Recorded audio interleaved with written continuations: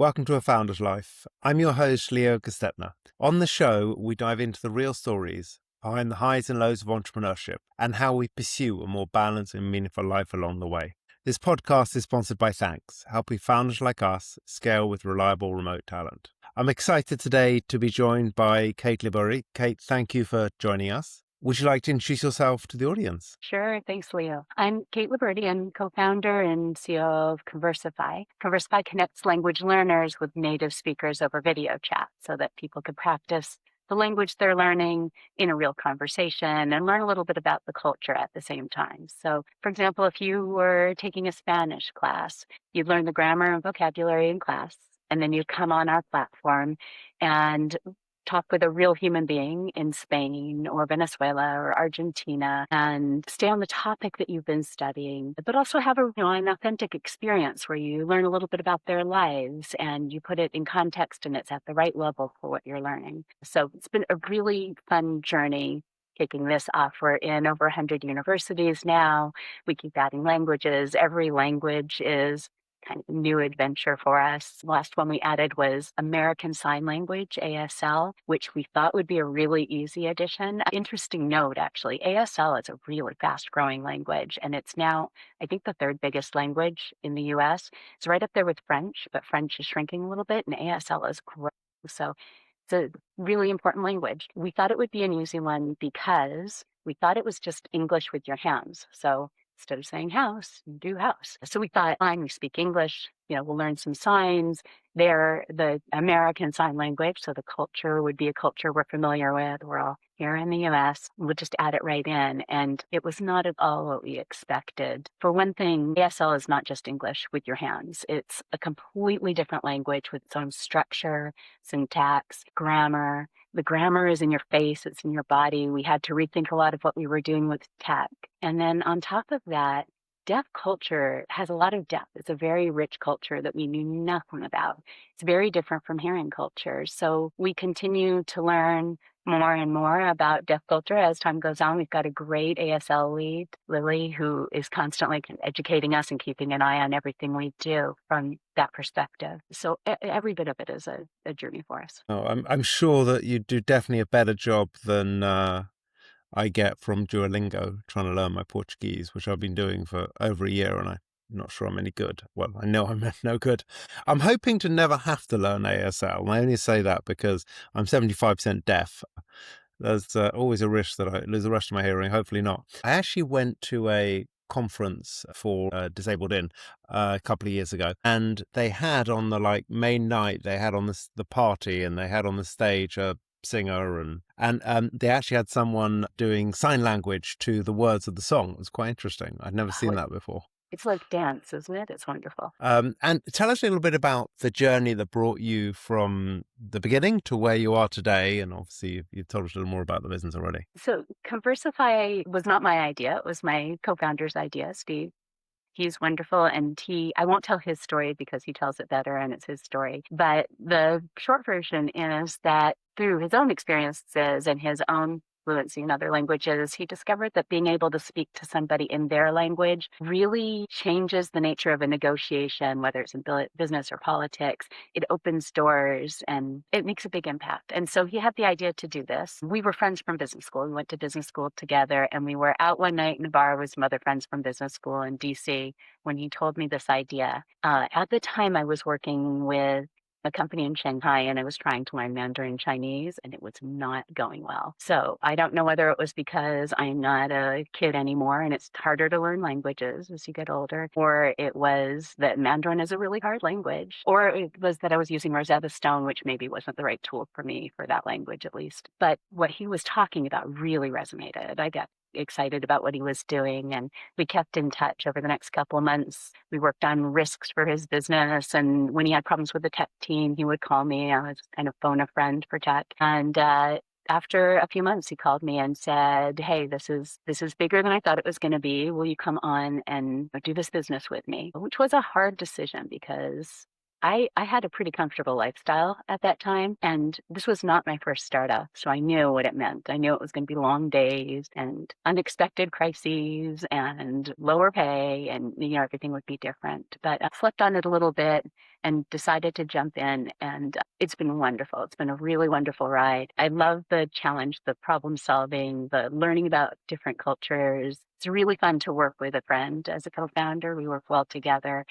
And we're in a lot of universities right now looking at the space now outside of universities. So there's always kind of a new horizon to go out and conquer. And that makes it a fun challenge. And what are some of the things that you did before this? I originally was a language person. I studied Spanish and French through high school and college, then picked up Italian because it was close a little bit. And my Italian's not great. And then I played around with Russian and some other languages and was a French teacher and an ESL teacher a little bit right out of college. So I taught for a little while. And then I took a turn into business and worked for a Fortune 50 company for a decade or so. Got a lot more experience in engineering tasks and things that were more complex and software development. So got a lot of exposure to innovation. My first startup was a corporate startup in that business. And then I went to business school and everything sort of changed for me. My perspective changed. I tried a little startup on my own outside of the big corporate venture. Quite a different experience when you're bootstrapped. Ended up consulting for a while, and I really loved consulting and loved getting a glimpse into other people's companies and solving those problems. And then Steve, came to me with this idea, and the rest is history, as they say. Lovely. Talk to us a little bit about what family looks like for you. I have a husband, Rich, and I have 3 kids. The oldest is out of college. She's a user experience designer, UX designer. She does magical things with how somebody experiences digital platform. And then the younger 2 are twins. They're in high school, so we're just at the stage where they're getting driver's licenses and thinking about college. And so everybody right now is in a phase where most of the time they want to be with their friends, not with us. I feel that loss a little bit, but we value the time that we can get with them that much more because we don't have as much of it. Yeah, I think as you get less time, it just becomes more appreciated from both sides, and you more quality time together. I often sort of talk about health as the different aspects. So you've got mental health, physical health, nutrition, fitness. However you want to look at it, how's sort of your health journey at the moment look for you? Health is so important because you can't be productive in the other things you need to do if your health is becoming a distraction or slowing you down. For me, physical health, I try to work out 4 or 5 times a week. And in the winter, that might be an F45 class, kind of functional fitness, or running on a treadmill, or skiing. I ski on the weekends a lot. In the summer, a lot more variety of things that I can do, run outdoors or go hiking in the woods, play tennis or, play in the water, canoe, whatever. So, I'm outside whenever I can be. I prefer that. And then food, I eat pretty healthy most of the time. I love chocolate, so not all the time. For me, the biggest health challenge is sleep, sleep, sleep, sleep. Because I get excited about what I'm doing during the day and I'm trying to pack a lot in. It's hard to get myself to go to bed at a reasonable time, despite good intentions. And then I wake up with more ideas and I want to go tackle them. And so I'm not very good at sleeping in either. And the sleep always suffers. I'm always trying to carve out more time for it. Yeah, going to bed is actually not a big issue for me, except when I get stuck into AI coding or something, which just gets fun. You're moving at such an accelerated pace. You're doing like a month's work in a day, and it actually, it gets a little exciting. But Mm-hmm. apart from that, going to bed at a decent time isn't the problem. I just wake up ridiculously early. Like my mind, I often say to people, the good and the bad news is when I'm awake, I'm wide awake. Like within 10 seconds of waking up, I'm wide awake. The good news is I'm wide awake. I can do anything. I go for a run. I can jump from my laptop, whatever I want to do. The bad news is I'm not going back to sleep. This morning I woke up at 4:45. It was Ooh, ridiculous. Yeah. I mean, it was ridiculous. But I know I wasn't going to go back to sleep, so I might as well get up and do stuff. Like my mind's like, oh, you're awake. There's plenty of stuff to do. Get up. yeah, that's tough. Yeah, I hear that. And what do you like to do for fun?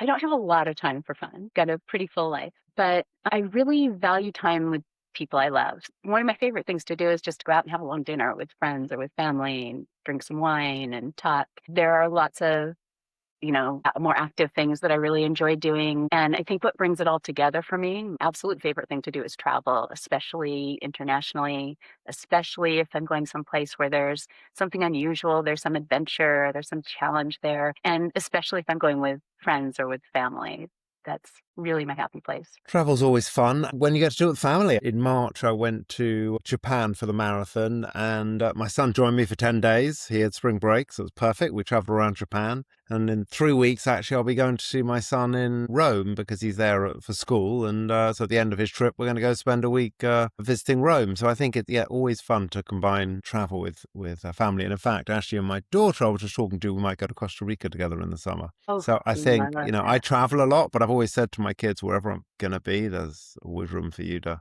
come stay. So, And they're yeah, picking good and places, it's that, places yeah, that and are it's fun to good tell. quality time together. So wherever it Yeah. is, yes. And so for you, looking at the different aspects of your life, how do you find that you lead a sort of a balance across those things overall? Not sort of a permanently imbalanced, none of us are, but overall, how do you sort of balance across those things? I can't say that I really prioritize balance per se. I'm a unitasker. I focus on one thing and I get kind of deeply into that one thing. And there's some science to back this up that says that nobody is a multitasker. There's no such thing as multitasking. You're just switching tasks really quickly if you think you're multitasking. But I came to that early because I really am bad at multitasking. So it sounds like I wouldn't get much done because I'm doing one thing before I do another thing, but I'm actually really, really productive. Most people who know me will say that I get more done than the average person in a day. And it's because I can get deeper into a sense of flow. It's data flow, which is very efficient, productive, reduces errors. I can really power through something and then I move to something else and I do that. That's my preferred way of working, at least when I can. But it's inherently not balanced in any given moment because I am not, juggling all of these things in the same instant. And one thing I do is step back and look at my calendar and kind of time block so that the things that are important to me, I'll have places on my calendar, including things that are personal, things that are family life. So I'm a planner, but I'm not rigid about my plan. If something comes up that's important, there are blocks that I can move and I know where they are. And I do that. I really do that all day long. So constantly kind of rejiggering so that the next thing that I'm doing is the most important thing for me to do during that time. That sounds pretty balanced. I don't think balance is permanently imbalance. It's finding time for the different aspects. And I definitely agree with scheduling. I often say to people, they're like, "Oh, I don't have time for a workout," or "I don't have time for." You do. You just need to schedule it. If Yeah, it gets scheduled, it gets done. If it doesn't, I mean, if I don't block out time in my diary, my Calendly is grabbing every free moment I have. that's right. And then, so for you, what has been a pivotal moment in your life? There have been a number of pivotal moments, but maybe the most useful for the listeners of this podcast would be one that happened in the earlier years of my career when I was working for this big company, this Fortune 50 company. I was asked to lead an initiative to develop this enterprise software solution that managed large equipment and maintenance utilization, things that happen with that large equipment. I was in a role where I had learned a lot about the sort of requirements for something like that. And so they asked me to go build it. I did not have experience building software, but the company had an engineering firm that they worked with for things like this. And so I was partnering with an organization that did have that expertise. So it seemed like it would work out well. And I got to bring a couple people on to work with me. We spent a couple months, I think, writing up the requirements in great depth, documenting everything, 100-page document, everything it needed to do, everything that needed, all the functions, all the use cases, and then threw it over the wall to this engineering firm. Requirements phase is done, document goes over, and they sat down, they did the design, they did the implementation, they threw it back over the wall for us to test. We sat down to look at it and realized that it was really not in good shape. There were bugs all over the place. So we were a little disappointed. We thought we'd be further along, but we sat down, we documented all the bugs, screenshots, everything ready, threw it back to the development team for them to fix. Again, they took a month to do it. It was a long, long list of bugs, threw it back over to us. And we tested again, hoping it was going to be done.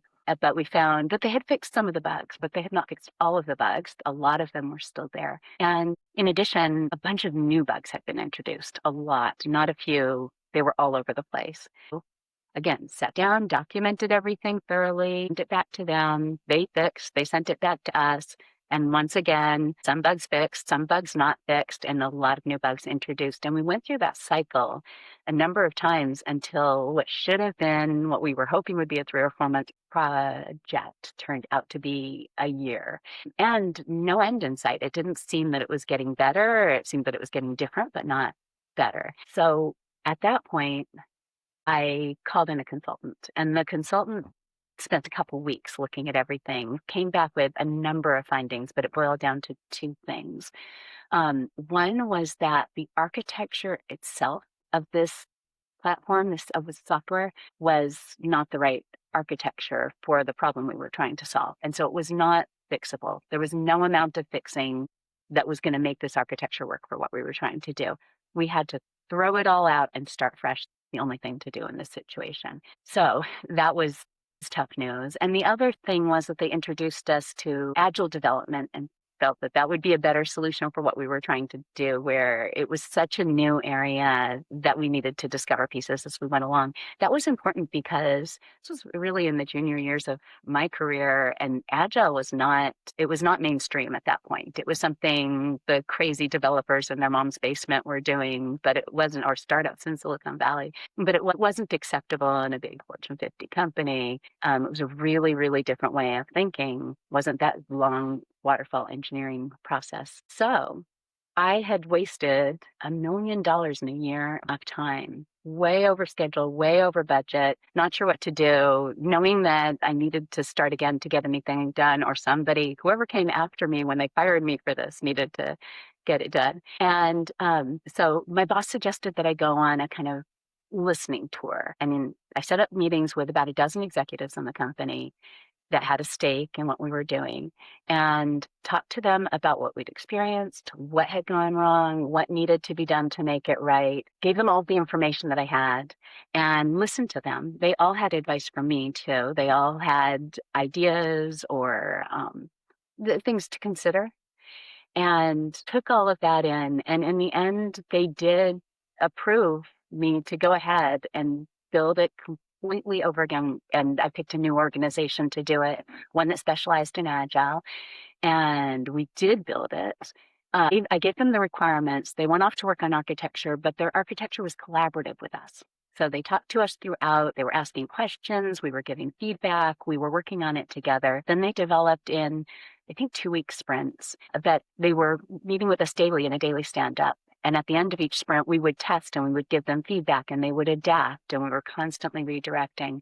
The bottom line is the whole thing was completely rebuilt in 3 months, and it worked perfectly when it was done. And not only did it meet all of our requirements, but it exceeded our requirements because we had discovered things we didn't know we needed that they were able to build in. So I learned so many things, so many lessons from that experience about software, about processes, about working in the work world and communicating better with the people who were stakeholders. At one point in the middle, my boss, I had a wonderful boss, Steve O'Flaherty. I'm so lucky to have him because this wouldn't have happened without him. At one point, I told him, I think they're going to fire me for this, or that he would have to fire me for this, or whatever.